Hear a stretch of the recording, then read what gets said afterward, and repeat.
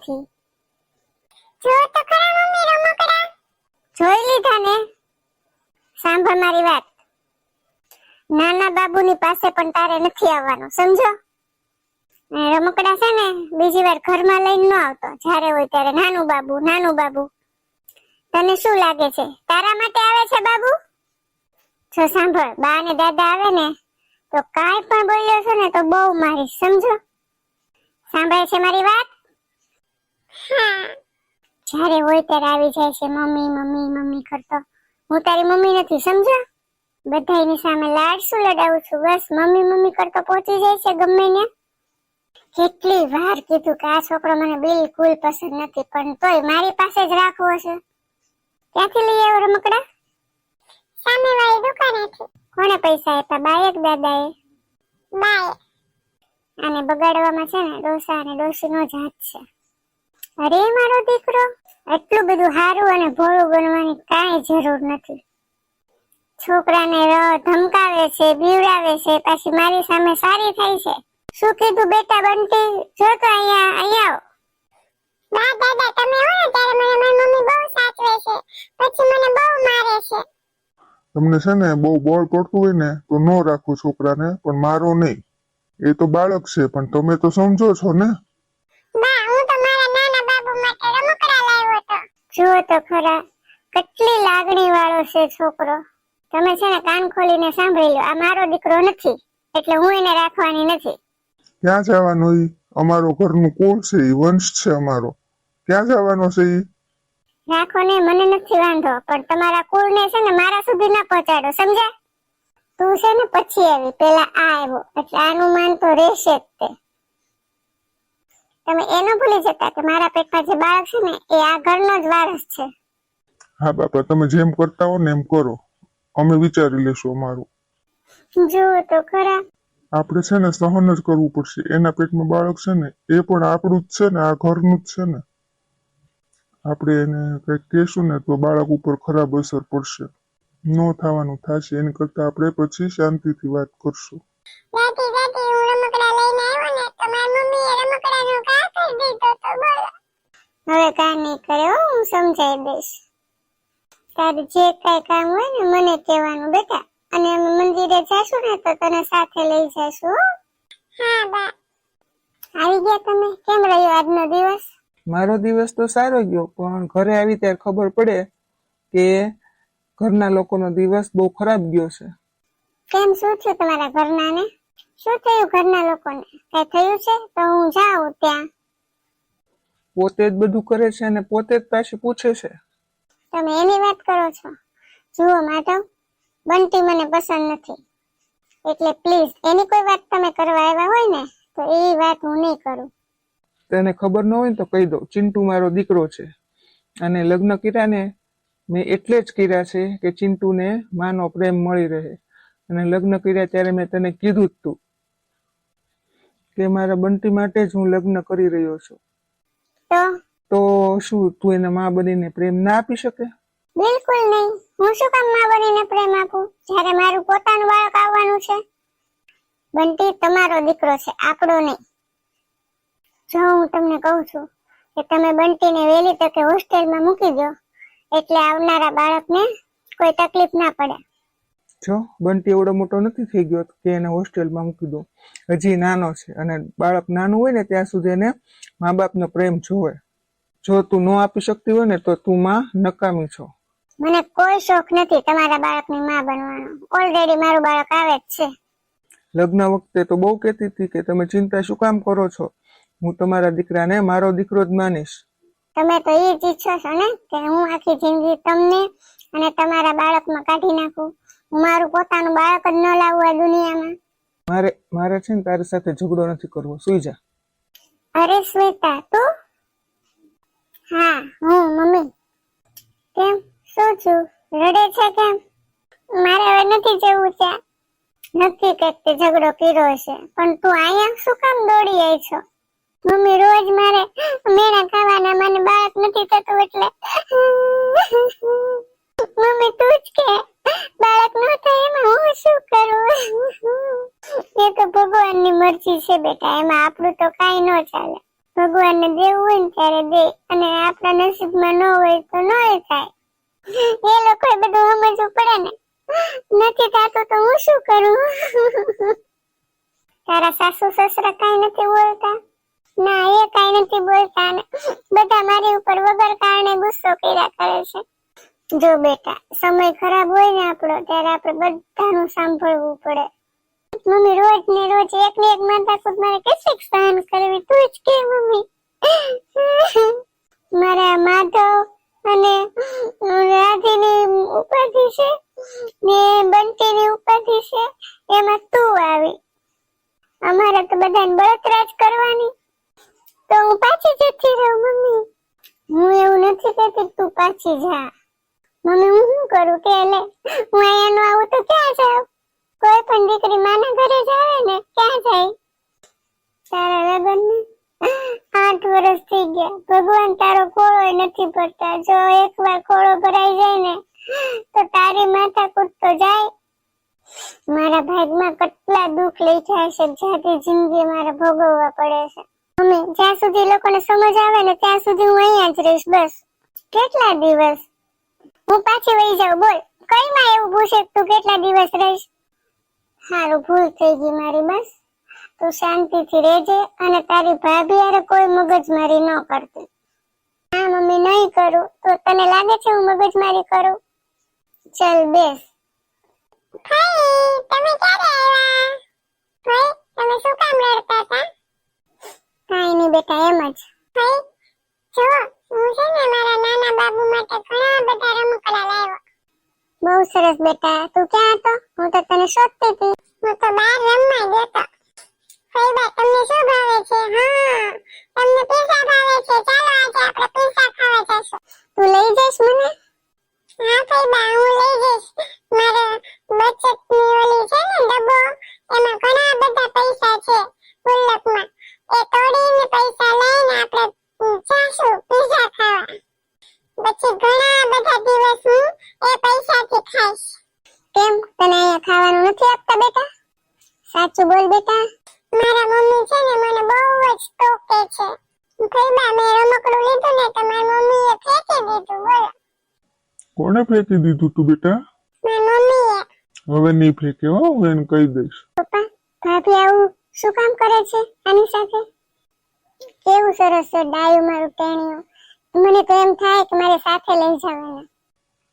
તારી ભાભી છે ને આને એક્સેપ્ટ જ નથી કરતી, બોલ. આને જોવે ને દુશ્મનને જોવે. અરે આની સાથે તો ખીજાઈને બોલતા પણ જીવ ના ચાલે. અરે શું છું બંટી બેટા? અરે શું છું બંટી ને? હું છે ને અહીંયાથી બિસ્કિટ લેતો હતો ને, એટલે મારે ચા ને બિસ્કિટ ખાવા હતા ને, એટલે હું લેતો હતો ને.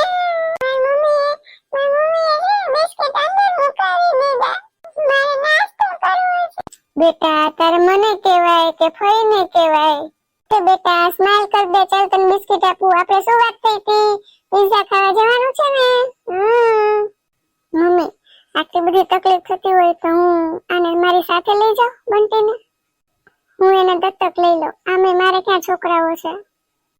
બેટા, એવી કઈ વાત જ નથી. તો પછી શું વાત નથી મમ્મી? આટલું થાય છે તો પણ જ્યારથી આવી છું ત્યારથી જોઉં છું કે ભાભી આની સાથે કેવું વર્તન કરે છે. તું ઘરમાં વાત કરી જો. હા પાડતા હોય તો હું લઈ જાઉં એને મારી સાથે. હા ભાઈ, હું તમારી સાથે આવીશ. કાઈ નહીં, હું માધવને વાત કરી જોઈશ. બેટા, તારી સાથે એક વાત કરવી છે ને એટલે તને બોલાવ્યો છે. અરે પપ્પા, એમાં શું? તમારે જે વાત કરવી હોય એ કરી શકો છો. આ વાત ખાસ છે એટલે તને બોલાવ્યો છે ને, શાંતિથી વિચારીને આ વાત કરવી પડશે. જો બેટા, બંટી છે ને હજી નાનો છે, એને છે ને માતૃત્વની જરૂર છે. એને છે ને એ પ્રેમ અને હૂંફ નથી મળતી. એટલે અમારી ઈચ્છા એવી છે કે આપણી શ્વેતાને પણ બાળક નથી તો આપણે એને દત્તક આપી દઈએ.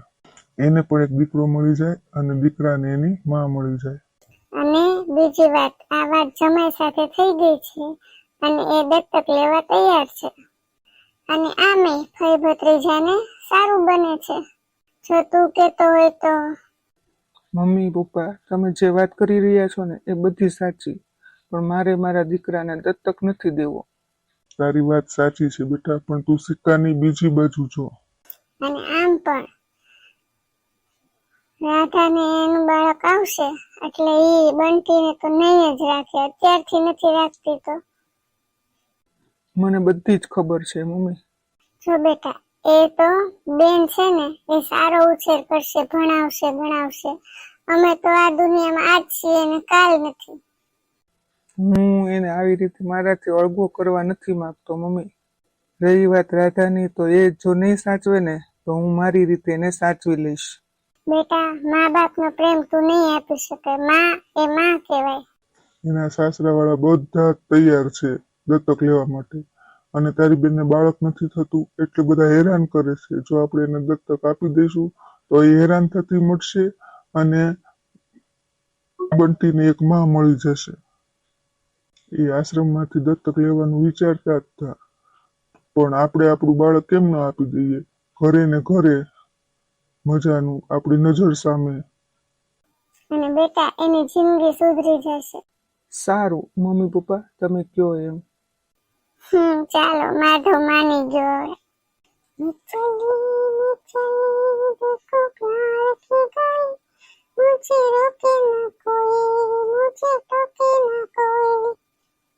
આ શું સોફા ઉપર લાંબા પગ કરીને બેઠી છો? કેમ, તમને કઈ વાંધો છે? હું શું કહું, મેં સાંભળ્યું છે એ સાચું છે? તે જે સાંભળ્યું હોય ને એ બધું સાચું જ છે. કેટલા સારા છો તમે. અત્યાર સુધી તો હું વિચારતી હતી કે મારા પતિને મારી કોઈ પરવા જ નથી, પણ અત્યારે ખબર પડી ગઈ તમે તો બહુ સારા છો. તને તો ખુશી મળે જ. તારા રસ્તાનો કાંટો મારો દીકરો હતો, અને એને હું તારા રસ્તામાંથી કાઢી રહ્યો છું, તો એને ખુશી તો તને મળવાની જ ને. માધવ, તમે ચિંતા ન કરો. કાલ સવારે આપણું બાળક આવશે ને તમે આપોઆપ તમે બંટીને ભૂલી જશો. ક્યારેય નહીં. આપણું બાળક આવશે એ વાત સાચી, પણ હું બંટીને તો કોઈ દિવસ નહીં ભૂલું. પકડાઈ ગયો.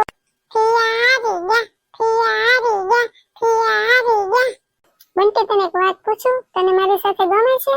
હા. તો તું મારી સાથે મારા ઘરે આવીશ? તને ત્યાં ગમશે? હા પિયા, મને તમારી સાથે બધે ગમશે.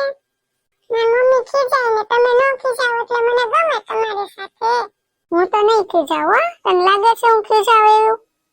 ના, કારણ કે તમે અહીંયા નથી ખીજાતા તો તમે ક્યાં પણ નહીં ખીજાવ. હા, તો તારે આવવાનું છે મારા ઘરે. હોય એટલે મમ્મી જ કહેવાય ને. તું મને મમ્મી કહીશ?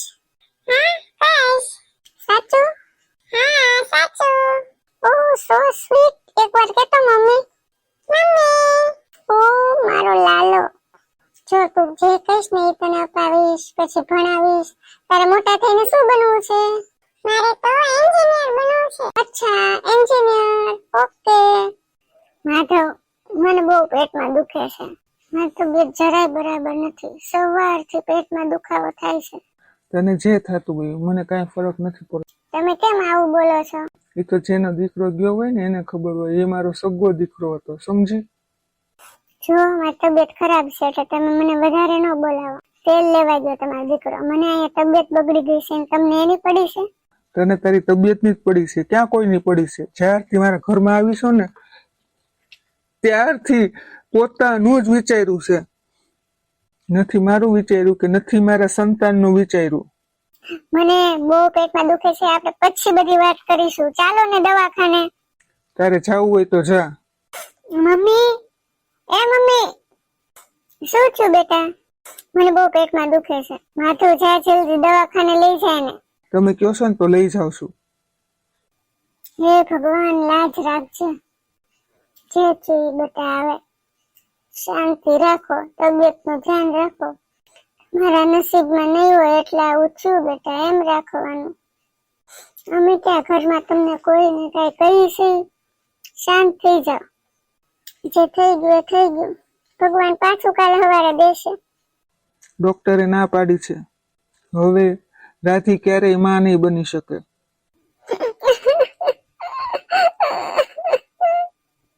બીજી કોઈ દવા તો આવતી જશે ને, આપણે બીજા કોઈ ડોક્ટરને બતાવશું.